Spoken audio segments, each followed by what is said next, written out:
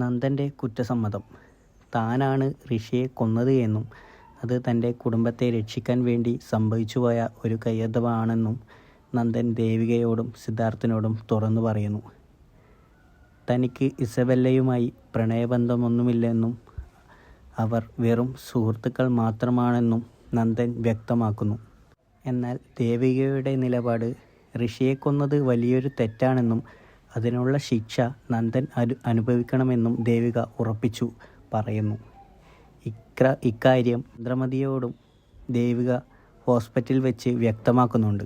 എന്നാൽ ഈ സമയം സിദ്ധാർത്ഥിൻ്റെയും പ്രഭാവതിയുടെയും ആശങ്ക മകൻ ചെയ്ത കുറ്റകൃത്യം അതറിഞ്ഞ് സിദ്ധാർത്ഥ് തകർന്നു പോകുന്നു. അതുതന്നെയായാലും നന്ദനെ രക്ഷിക്കണമെന്ന തീരുമാനത്തിലാണ് പ്രഭാവതി.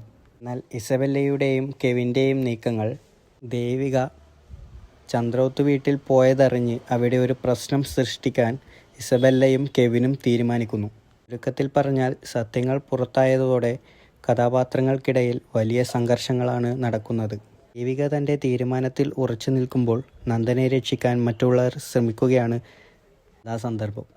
തുടർന്ന് കാണൂ ഇന്ന് രാത്രി 9 മണിക്ക്.